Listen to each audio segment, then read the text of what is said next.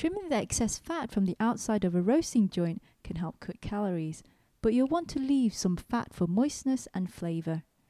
We'll show you how to trim and tie a boneless pork, lamb or beef roasting joint quickly and easily. Step 1. Trim the fat. You'll need a chef's knife with a smooth, sharp edge. Don't use a serrated knife, which will make jagged cuts and damage the meat.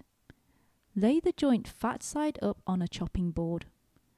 Lift up an edge of the fat. Hold the knife parallel to the surface of the meat and carefully make smooth, short cuts where the fat joins the meat. If you look at the interior of a roasting joint, you will notice veins of fat called marbling.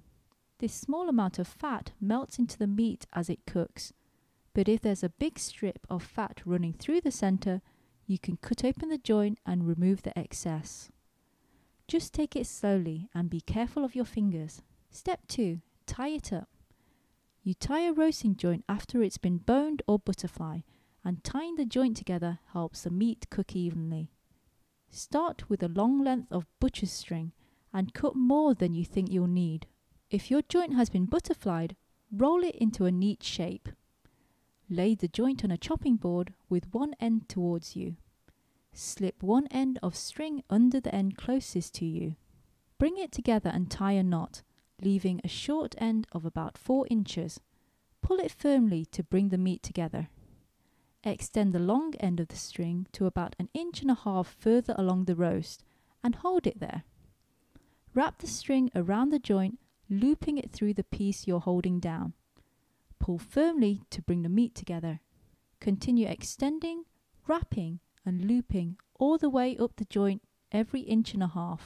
To finish, turn the joint over, pulling the long end of the string over the end of the roast. You'll see a series of crossways pieces of string. You're going to connect all of them. Loop the long end of the string around the first crossways piece. No need to wrap around the joint again. Just continue to loop the string around the crossways pieces until you reach the end of the roast. Now flip it over one last time. Tie the short and long ends of the string together to finish the job and trim off any excess. Now you're ready to proceed with your recipe. After your joint cooks, let it rest with the string still attached, then cut it off before slicing. There you have it, a moist, delicious and evenly cooked roasting joint. That's it, here's a recap.